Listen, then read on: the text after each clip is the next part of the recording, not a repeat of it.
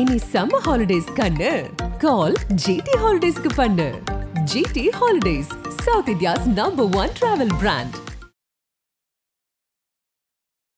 6 மாசமா தமிழ்நாடு தியேட்டர்கள்ல வந்து இனி தியேட்டர் நடத்துறதா வேண்டாமா அப்படிங்கிற ஒரு முடிவில் தான் நாங்கள் இருந்தோம். திரையரங்கள் வந்து அவ்வளோதான், இனி முடிஞ்சு வச்சு ஓடிடி வந்ததுக்கப்புறம் நம்ம பேசிட்டு இருந்தோம். அப்படிலாம் கிடையாது. நாங்கள் வரும் தியேட்டருக்கு நல்ல படமாக இருந்தாங்கிறதுக்கு அந்த படம் ப்ரூவ் பண்ணிச்சு. அந்த படம் என்ன எதில் போடாமல் இருந்தாங்க. ஒரு தயாரிப்பாளர் எப்போ அவர்கிட்ட நீங்கள் கை நீட்டி சம்பளம் வாங்கிட்டீங்களோ அதுக்கப்புறம் உங்களுக்கு அது எந்த உரிமையும் கிடையாது. இது என்ன நடந்துன்னு பட்டுனா இது நிறைய பேர் இது வந்து பத்திரிகைகளை சொல்றது கிடையாது. MS விஸ்வநாதன் என்னைக்காவது அந்த மாதிரி சொல்லியிருக்காருன்னு கிடையாது. இந்த விஷயத்தில் நான் உண்மையிலேயே இளையராஜா செய்யறது வந்து என் மனசுக்கு நிச்சயமா பிடிக்கல. ஒவ்வொரு தயாரிப்பாளரும் ரத்த கண்ணீர் வச்சு அவன் காசு போட்டு படம் எடுத்து படம் பண்ணா, நீங்க இந்த மாதிரி மியூசிக் பண்றீங்க, எங்க மையில் பயன்படுத்துறீங்க, நீங்க தயாரிப்பு உரிமை வாங்கிட்டு வாங்க அப்படின்னு இவர் சொல்லியிருந்தாருன்னா ஒரு பெரிய மனுஷன். ஏன் மியூசிக்னா சம்பளத்துக்கு நீங்க வேலை செய்யறீங்க. தயாரிப்பாளர் சம்பளம் கொடுத்து வைரமுத்து மேலே ஏற்றி விட்டாங்க. வைரமுத்து பாட்டு எழுதுனா நல்லா இருக்கணும்னு சொல்லி தயாரிப்பாளர் கூட்டிட்டு வந்தாங்க. இன்னும் இவங்க சம்பளம் கொடுத்த மாதிரி பேசுறாங்க. கங்கை அமரன். முக்கிய நிலையை உடனுக்குடன் குஞ்சிதை விலக தெரிஞ்சுக்கொள்ள ஆதன் சிலை டவுன்லோட் பண்ணுங்க. கீழே டிஸ்கிரிப்ஷன்ல லிங்க் இருக்கு. ஆதன் சிலை அனைவருக்கும் ஒரு பெரிய வணக்கம் அண்ட் வெல்கம் டு ஷோ. இன்னைக்கு நம்ம கூட திருப்பூர் சுப்பிரமணியன் சார் இணைஞ்சிருக்காங்க. நிறைய கொஸ்டின்ஸ் இருக்கு. சார் வணக்கம். வணக்கம். எப்படி இருக்கீங்க சார்? நல்லா இருக்கு. சிறப்பு. சின்ன இடைவெளிக்கு அப்புறம் நம்ம சந்திக்கிறோம். சார், இங்கிருந்து நான் தொடங்கின அந்த மலையாள சினிமாஸோட அந்த வரவேற்பு பார்க்கும்பொழுது எப்படி சார் இருக்கு? பிரேமலூர்ல இருந்து ஆரம்பிச்சு இப்போ ஆவேசம் வரைக்கும் தமிழ்நாட்டில் அதுக்கான ரெஸ்பான்ஸ் எப்படி இருக்கு? நீங்க அதை எப்படி பாக்குறீங்க? நல்ல படங்களா இருக்கு, ஜனங்க பார்க்க வர்றாங்க, அவ்வளவுதான். மக்கள் மொழியெல்லாம் பார்க்கறதுல எப்பவுமே அந்த காலத்துலேருந்து அப்படித்தான். மெக்கனஸ் கோல்டு வந்த காலத்துல இருந்து பார்த்தீங்கன்னா, சங்கராபரணம் வந்த காலத்துல இருந்து, கன்னடத்தில் கல்லாக்குள்ளான்னு ஒரு படம் வந்தது. இந்த மாதிரி மலையாளத்தில் CBI டைரி குறிப்பு வந்தது, வந்தனம் வந்தது, சித்திரம் வந்தது. ஸோ இது புதுசாக வரக்கூடிய வரவேற்பு அல்ல. இது காலங்காலமாக எந்த மொழி படமாக இருந்தாலும் நல்ல படமாக இருந்ததுன்னா நம்ம தமிழ்நாட்டு மக்கள் அதுக்கு பெரிய வரவேற்பு கொடுப்பாங்க. ஷோவில் வரவேற்பாக கொடுக்குற போகிறாங்க. அந்த மாதிரி நடந்துட்டு தான் இருந்துட்டு இருக்கு காலங்காலமாக. அதனால இது அந்த மாதிரி இப்போ ரொம்ப நாள் கழிச்சு மலையாளத்தில் ஒரு 2-3 படத்துக்கு ஒரு பெரிய வரவேற்பு கொடுக்குறாங்க. இங்க இந்த எலெக்ஷன் டைம் அப்படின்றனால பெரிய படங்கள் எல்லாமே கொஞ்சம் தள்ளி போகிறது, கொஞ்சம் நிப்பாட்டி வைக்கலாம் அப்படின்ட்டு இவங்க டிசிஷன் எடுத்தாங்க. அந்த மாதிரியான காலகட்டத்தில் அந்த படங்கள் ரிலீஸ் ஆகி இவ்வளவு பெரிய சக்சஸ் ஆயிருக்கா இல்லை எதனால? சரி, ஏன்னா எங்களுக்கு தெரிஞ்ச வரைக்கும் கிட்டத்தட்ட கடந்த ஒரு 10 வருஷம் நினைக்கிறேன், அங்கிருந்து மலையாளத்துல இருந்து வந்த படங்கள் இவ்வளவு அளவுக்கு பேசப்படல, இவ்வளவு வசூல் அப்படின்றது இல்லை. இப்போ ஏன் சார் இந்த ஒரு மேஜிக் அப்படின்னு கேட்கலாம்? மேஜிக்னு இல்லை, இந்த படம் நல்ல படமா இருந்ததுன்னா எப்போ எல்லா காலத்தையும் கொண்டாடிட்டு தான் இருக்காங்க. அதுக்கு தான் உதாரணம் சொல்றேனே. நீங்க இன்னைக்கு இல்லது புதுசா வந்துருந்துன்னா சொல்ல, இது வரைக்கும் இந்த மாதிரி மலையாள படம் ஓடுனதே இல்லைங்க அப்படின்னு சொல்லலாம். CBI டைரி குரூப்லாம் ஏற்கனவே 100 நாள் கடந்து ஓட்டுன காலமெல்லாம் உண்டு. அதனால எல்லா மொழி படங்களும் எப்போ வந்ததுனாலும் அந்த படங்களுடைய தரத்துல தான் வசூலாகுது ஒழிய, அந்த படத்துல யாரு நடிச்சிருக்கா, அந்த படத்துல என்ன விளம்பரம் கொடுத்தாங்க, ஏதாவது விளம்பரம் கொடுத்தாங்க, ஒரு விளம்பரம் நீங்க கண்ணில் பார்த்துருக்க முடியாது. அந்த படத்துல போஸ்டர் கூட விட்டல, தமிழ்நாட்டில் அவங்க போஸ்டே கொடுக்கல. எல்லாமே எதுவுமே இல்லாம ஒரு மிகப்பெரிய வெற்றி படமா அமைஞ்சது. அதனால அதுக்கு காரணம் இருந்துட்டு அதனுடைய கண்டென்ட் மக்களுக்கு பிடிச்சது. மக்களுக்கு பிடிச்சமான விஷயமா இருந்துச்சு அப்படின்னா மக்கள் திருப்பி திருப்பி பார்க்கறதுக்கு ரெடியா தான் இருக்கிறாங்க. அதுல ஒன்றும் காரணம் இல்லை. இதுல வந்த படங்கள்ல நாங்க யதார்த்தமா வாங்கணும்ப்பா, ஆனா இவ்வளவு பெரிய கலெக்ஷன் வரும்னு நாங்க நினைக்கல அப்படின்னு அங்கிருந்து வந்த படங்கள் எது சார் லிஸ்ட்ல இருக்கா? இந்த மாதிரி முதல் படம் அவங்க எல்லாமே நேரடியா தான் ரிலீஸ் பண்ணிக்க, இங்க யாரும் வாங்கவே இல்லையா? ஓகே. எல்லாமே தயாரிப்பாளர் நேரடியாக ரிலீஸ் பண்ணியிருக்காங்க. மலையாள தயாரிப்பாளர்கள் எல்லா படத்தையுமே நேரடியாக தான் அவங்க தமிழ்நாட்டில் ரிலீஸ் பண்ணியிருக்காங்க. எல்லா படங்களும் நல்லா வசூலாயிருக்கு. அதுல மஞ்சுமோல் பாய்ஸுக்கு பக்கத்துல கூட இந்த படமெல்லாம் வராது. இப்ப நீங்க பிரேமல சொல்றீங்க இல்லையா, பிரேமலவோ ஆவேசமோ மஞ்சுமல் பாய்ஸ் பக்கத்துல வராது. அதனுடைய ஒரு 25% வசூல் வந்தது, அவ்வளவுதான். அப்படித்தான். ஓகே. ஜான்ல இருந்து ஆரம்பிச்சு கிட்டத்தட்ட ஜான் இல்ல, நவம்பர்ல இருந்து தீபாவளிக்கு அப்புறமே 6 மாசமா தமிழ்நாடு தியேட்டர்கள்ல இனி தியேட்டர் நடத்துறதா வேண்டாமா அப்படிங்கிற ஒரு முடிவுல தான் நாங்க இருந்தோம். அவ்வளவு மோசமான வசூல். அப்படி வந்த அவ்வளவு மோசமான தமிழ் படங்கள் ஜனங்க தியேட்டருக்கே வரமாட்டாங்களோ இனிமேல் அப்படின்னு நாங்க நினைச்சோம். அதுக்கப்புறம் பார்த்தீங்கன்னா மஞ்சுமோல் பாய்ஸ் வந்தங்கிட்ட இல்லை ஜனங்க வர்றதுக்கு ரெடியாக தான் இருக்காங்க, நாம தான் நல்ல படம் கொடுக்க மாட்டேங்கிறோம் அப்படின்னு மட்டும் அப்புறம் தான் எங்களுக்கு தெரிஞ்சது. சரி, இந்த ரீரிலீஸ் கல்ச்சர் எப்படி சார் எடுத்துக்கிட்டு இருந்தாங்க? ஏன்னா நம்ம தேட்டர்ல எனக்கு தெரிஞ்சு ரீரிலீஸ் அப்படின்றது ஓவரால் தமிழ்நாட்டில் அது கம்மியான படங்கள் தான் ஆயிருக்குன்னு நினைக்கிறேன். இந்த ரீசெண்டா அதை சென்னையிலயும் சரி சில இடங்களையும் சரி குறிப்பிட்ட தேட்டர்ல ஆடியன்ஸை வர வைக்கிறதுக்காக இந்த ரீரிலீஸ் படங்கள் பண்றதை எப்படி நீங்க பாக்குறீங்க? இல்லை, இது முதல்ல எல்லாம் பிஃபோர் இந்த டிவி இந்த OTT இதெல்லாம் வர முன்னே காலத்துலலாம் பார்த்தீங்கன்னா ரீரிலீஸ் படங்கள். இப்போ நானெல்லாம் சினிமாவுக்கு 79-80 வரும்போது ரீரிலீஸில் தான் நான் சம்பாதிச்சேன். அப்போ திருப்பி ஒரு வருஷ மாளிகையும் ஒரு உலகம் செட்டு வாலிபனையும் ஒரு தெய்வ மகனையும் ஒரு பாதகாணிக்கையும் போட்டு தான் அன்றைக்கெல்லாம் ஓடிட்டு இருந்தோம். அதுக்கப்புறம் டிவிகள்லாம் வந்ததுக்கப்புறம் இந்த ரீரிலீஸ் படங்களுடைய கலாச்சாரம் கொஞ்சம் கொஞ்சமாக குறைஞ்சிட்டு வந்துட்டு இருந்தது. இன்னும் சொல்ல போனால் பாஷா வந்த காலத்தில் கூட இருந்தது. பாஷா கூட ஒரு 5 வருஷம் பீரியட் முடிஞ்சதுக்கப்புறம் மறுபடியும் 5 வருஷம் விற்பாங்க. ப்ரொடியூசர் வந்து எப்பவுமே ஒரு படத்தையும் 5 வருஷத்துக்கு தான் விற்பாங்க. அடுத்த 5 வருஷத்துக்கு ஒருத்தர் விற்பாங்க. அதுக்கடுத்த 5 வருஷம் இன்னொருத்தர் வந்து வாங்குவார், இல்லை வச்சிருக்கிறவங்களே வாங்குவாங்க. அப்படி தான் போயிட்டு இருந்தது. ஒரு காலகட்டத்தில் இந்த ரீரிலீஸ் படங்கள் வந்து ஓடாமல் நின்றுடுச்சு. என்னன்னா டிவியில் நிறைய படங்கள் வர ஆரம்பிச்சதுக்கப்புறம், மொபைலில் படங்கள் வர ஆரம்பிச்சதுக்கப்புறம் வந்து அப்போ கூட வந்து ஒரு கர்ணன், ஒரு உலகம் சுற்று வாலிபன், இந்த மாதிரி படங்கள்லாம் ஓடிச்சு. ரீரிலீஸில் வந்து ஓடிச்சு. 1000ல் ஒருவன்னா பெரிய ஹிட் ஆச்சு. ரீரிலீஸில் வந்து ஓடிச்சு. அவங்க ஜெயலலிதா மேடம் சிஎம்மா இருக்கும்போது 1000ல் ஒன்று ரிலீஸ் பண்ணாங்க. பெரிய ஹிட் ஆச்சு அது. அதே மாதிரி கர்ணன் பெரிய அளவில் ஹிட் ஆச்சு. இப்படி பேசப்படக்கூடிய படங்கள்லாம் அன்றைக்கும் வந்தது. இடையில கொஞ்ச நாள் வந்து ரீரிலீஸ் யாருமே பெருசாக பண்ணாமல் இருந்தாங்க. இந்த 3ங்கிற படத்தை வந்து கமலா தியேட்டரில் போட்டாங்க. ஓரளவுக்கு நல்ல ரெஸ்பான்ஸ் இருந்தது. ஆனால் பட் அந்த படம்ல 3 எல்லாம் பார்த்தீங்கன்னா எக்ஸப்ட் மெட்ராஸ் சிட்டி தமிழ்நாட்டில் வேற எங்கேயும் அந்த படம் ஓடல.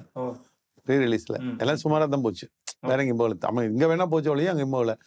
இப்போ வந்து இது வரைக்கும் வந்த படங்கள்ல பெரிய அளவில் வசூல் பண்ண படம்னா கில்லி தான் பெரிய வசூல் பண்ணுச்சு. ஓகே, அதுதான் சார். தமிழ் சினிமாவில் படைப்புகளே இல்லையா, தமிழ்நாட்டில் படங்களே இல்லையா அப்படின்ற பொழுது இந்த கில்லி ரீரிலீஸ் ஆகி மிகப்பெரிய வசூல்லாம் சொல்றாங்க. என்ன சார் வசூல் அங்கே தெரிஞ்சுக்கலாமா? கில்லி தயாரிப்பாளர் அந்த படத்தை விநியோகம் பண்ணார் பார்த்தீங்கன்னா, சக்தி ஃபிலிம் ஃபேக்டரி, அவருக்கு இடம் தெரியும் என்ன வசூல்னு. நல்ல வசூல், அது எங்களுக்கு தெரியும். ஒரு பெரிய வசூலா இருக்கு. கண்டிப்பா கொண்டு 8 கோடி ரூபா 10 கோடி ரூபா இருக்கலாம். சரியான வசூல் அவர் தான் சொல்ல முடியும். பட் இது வந்து ஒரு ரீரிலீஸ்ல வந்து இந்த படம் ஓடிச்சுன்னு சொல்லிட்டு அந்த படத்தோட குவாலிட்டி பத்தி உங்களுக்கு தெரியும். இன்னைக்கு மக்கள் கொண்டாடுற படமா தான் இருக்கு. அப்புறம் திரையரங்கள் வந்து வந்து அவ்வளவுதான், இனி முடிஞ்சு வச்சு ஓடிடி வந்ததுக்கப்புறம் நம்ம பேசிட்டு இருந்தோம்.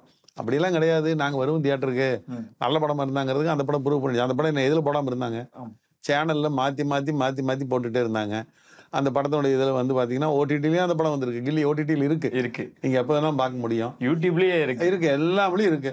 அப்ப கூட தியேட்டருக்கு வராங்கன்னா என்ன, தியேட்டருக்கு வந்ததுன்னா அவனுடைய அந்த எஃபெக்ட், அந்த சவுண்டு, மக்கள் கூட கூடி நின்று கைதட்டி ரசிக்கிறது, அந்த மாதிரி ஒரு இன்ட்ரெஸ்ட் இருக்கு. அப்ப என்ன ஆகுது, ஒரு ப்ரூஃப் பண்ணுது அந்த படம்.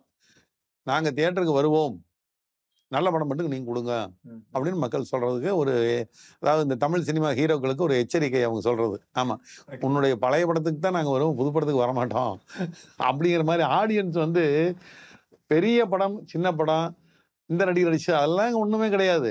நல்ல படம், அவங்க மனசுக்கு நெருக்கமா இருக்கணும் படம் வர்றதுக்கு அவங்க ரெடியா இருக்காங்க.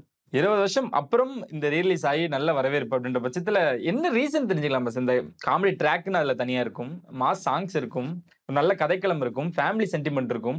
இத்தனை விஷயங்கள்லாம் இருக்கிறதுனாலதான் கில்லி ரிலீஸ் ஆகியும் இவ்வளவு பெரிய சக்சஸ். எதனால இவ்வளவு மக்கள் கூட்டம் கில்லி படத்துக்கு மட்டும் அப்படின்னு? மறுபடியும் கில்லி படம்னு சொல்லிட்டே இருக்கிறீங்க. அதான் சொல்றேன், 1001 இதே மாதிரி வரவேற்பு இருந்திருக்கு. உலகம் சுற்று வாலிபனுக்கு இதே மாதிரி வரவேற்பு இருந்திருக்குது. கர்ணனுக்கு இதே மாதிரி வரவேற்பு இருந்திருக்குது. ஆச்சுங்களா? இந்த மாதிரி இதே வாரணமாயிரம் பெரிய வசூல் பண்ணிச்சு. அதாவது நிறைய படம் பண்ணியிருக்குது, அதுல கில்லி பெரிய வசூல்.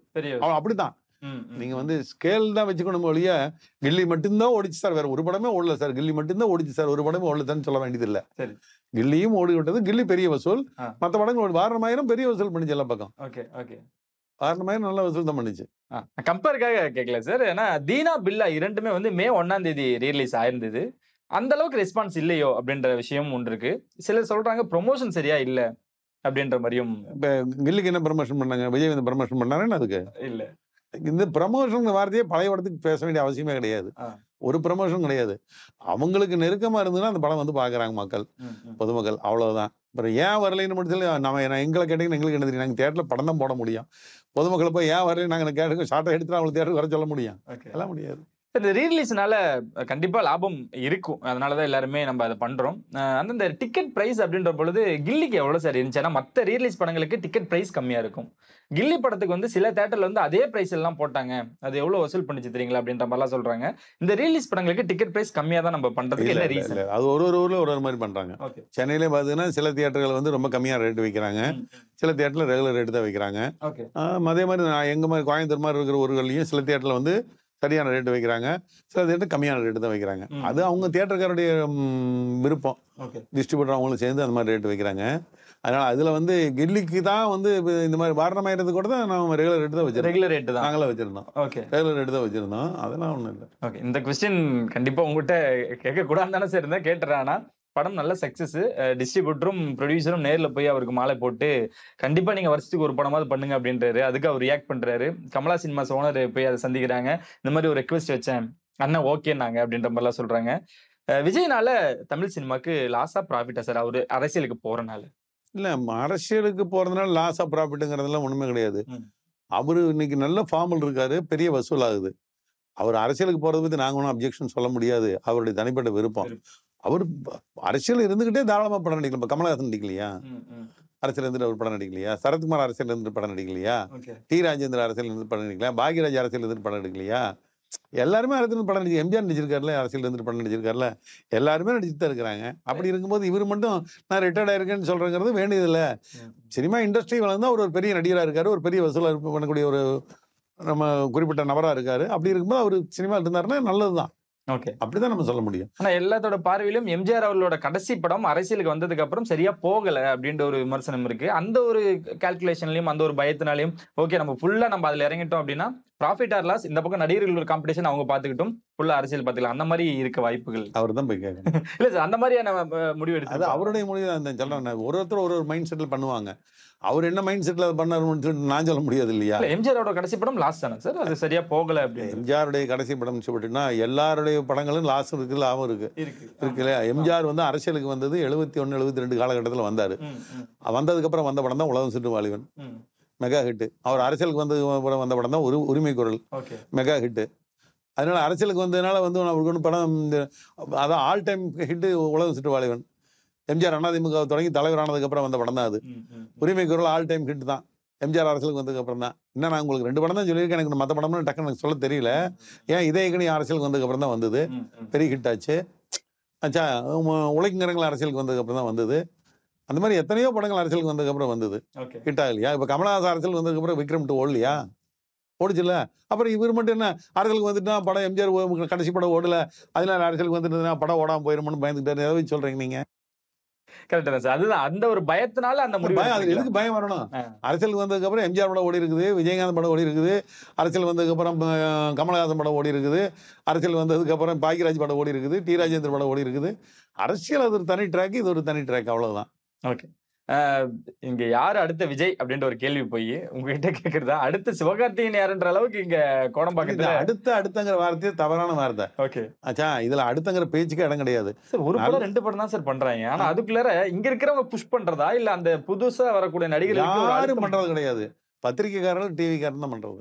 சரி, பொதுமக்கள் யாரும் இதை பத்தி பேசுறதே கிடையாது. அவன் வேலை பார்த்துட்டு இருக்கிறான்.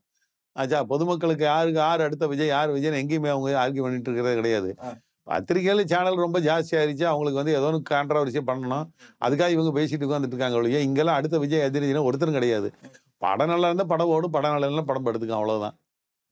ஆனால் அடுத்த விஜய் ரஜினின்னு ஒன்றும் கிடையாது.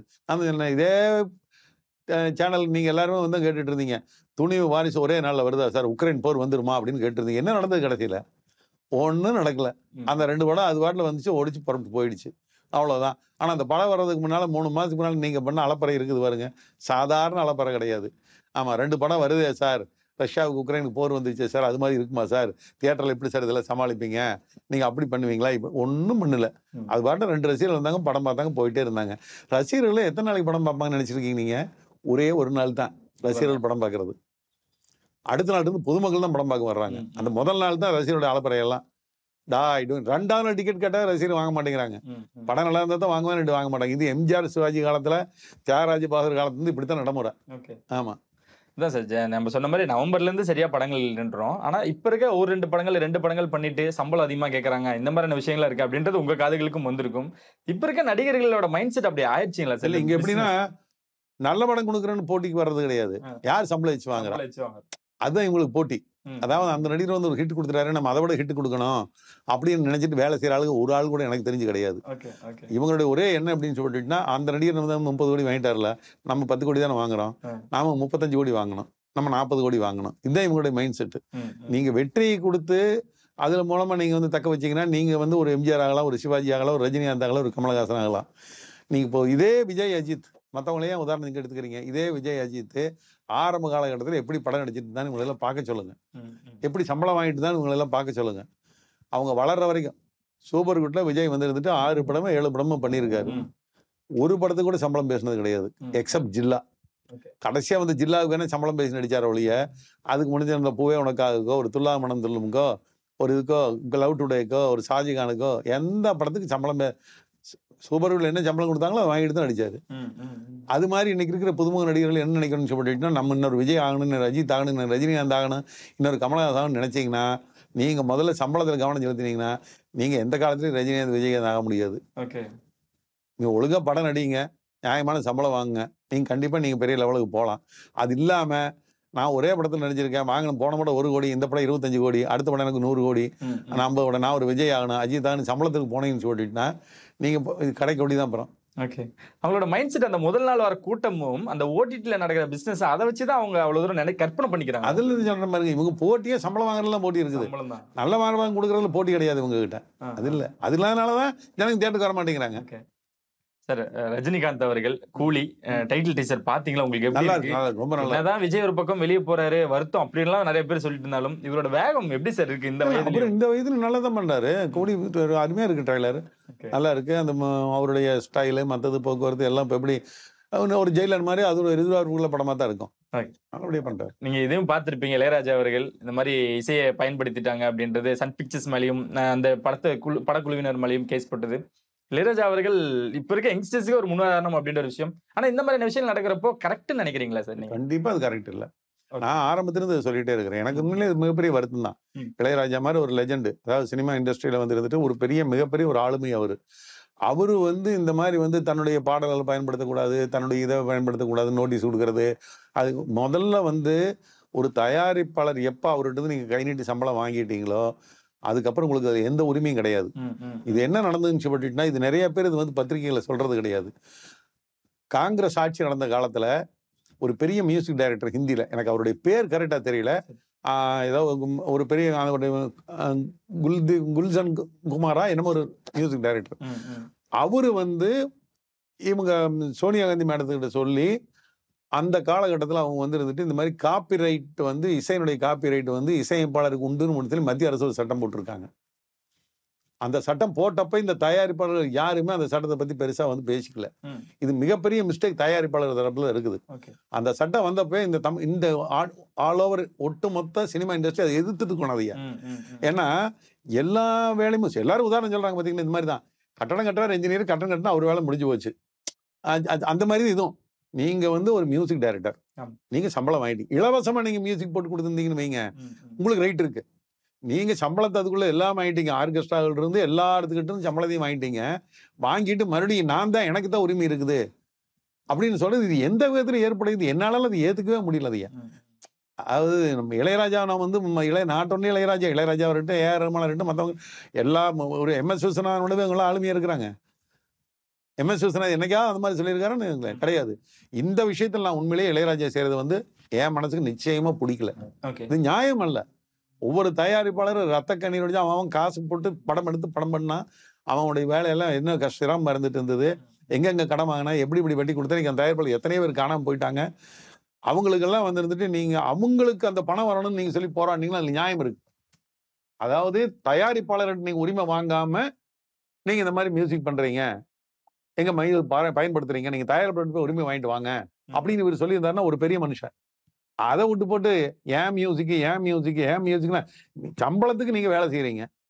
இப்போ எல்லா நடிகர்களும் உதாரணத்துக்கு வேண்டாம் சார், இவரை விடுங்க, கில்லி படம் இப்ப பெரிய வசூல், விஜய் இருந்துட்டு எனக்கு பெரிய வசூல் ஆகி போச்சு, 2வது ரிலீஸ்ல வந்துருச்சு, எனக்கு பணம் கொடுன்னு கேட்கறது விஜய் எனக்கு அதான் அந்த படம் ஓடுது,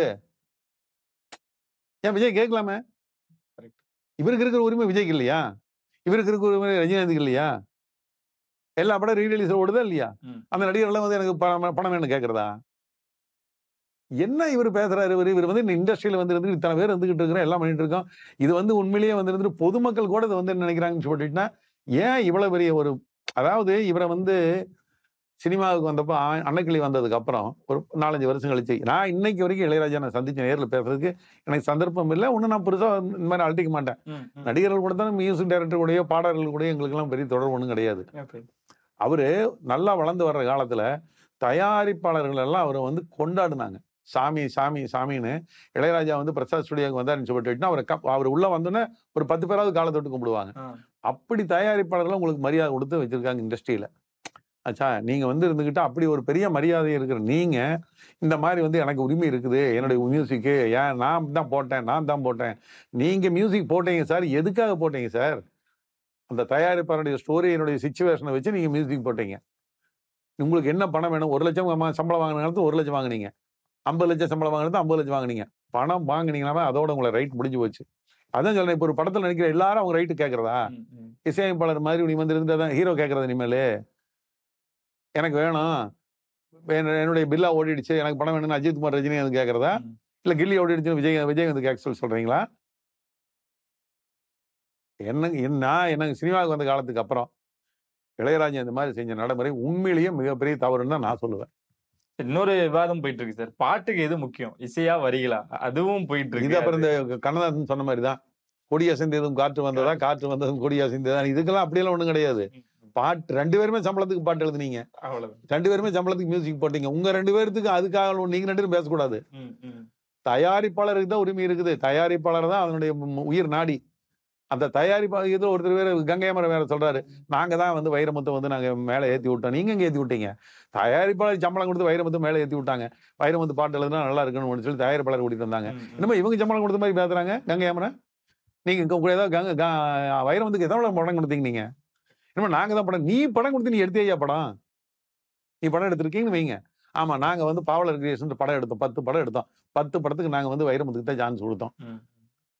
சொல்லுங்க. அதாவது ஒரு பஞ்சர்நாதன் சொன்னாருன்னா ஒரு நியாயம் இருக்கு. நான் வந்து பாட்டு எழுதுறதுக்கு வந்து வைரமுத்துக்கு சான்ஸ் கொடுத்தேன். ஒரு ஆர்பி சௌத்ரி சொன்னாருன்னா ஒரு நியாயம் இருக்குது. ஒரு காஜா சொன்னா ஒரு நியாயம் இருக்கு. ஒரு லட்சுமி முகமது சொன்னா ஒரு நியாயம் இருக்குது. ஒரு தயாரிப்பாளர் வந்து நாங்க தான் வைரமுத்தை ஏத்தி விட்டோம் அப்படின்னு சொன்னாங்கன்னா நியாயம் இருக்குது. அதை விட்டு போட்டு கங்கையம்மன் வந்துட்டு நாங்க தான் வந்து வைரமுத்துக்கு நாங்க வாய்ப்பு கொடுத்தோம் அப்படின்னு பேசினா வேடிக்கையா இருக்குது இவங்க எல்லாம் பேசுறது. இல்ல அந்த பேசும்பொழுது ஒருமையில எல்லாம் நிறைய தாக்கி தான் சொல்ற பாருங்களேன். அது வந்து அவங்களுக்குள்ள ரொம்ப காலமா அந்யோன்யம் இருந்துட்டு இருக்கிறவங்க எல்லாம் ஆரம்பத்துல இருந்து ஒருமையில பேசிட்டு இருந்த ஆளுதான். இவங்க எல்லாருமே இருந்துகிட்டு ஒருமையில பேசிக்கிட்டவங்க தான். எல்லாம் அந்த அளவுக்கு எல்லாம் ஃப்ரெண்ட்ஷிப்பா இருந்தாங்க. இப்போ ராஜா சார், பாரதி ராஜாவாகட்டும், வைரமுத்து ஆகட்டும், எல்லாருமே வந்து ஒரே ஏரியால இருந்து வந்தவங்க. ரொம்ப ஃப்ரெண்ட்ஸா இருந்துட்டு இருந்தவங்க. ஒருமையில பேசுறது. இப்போ நானே இருந்துட்டு பாத்தீங்கன்னு சொல்லிட்டு நிறைய தயாரிப்பாளர் எங்க கூட என் ஃப்ரெண்ட்ஸா இருக்காங்க. நாங்க வாங்க போங்கன்னு சொல்றது போல வா பண்ணுவோம் நாங்க பேசிக்கிறோம்.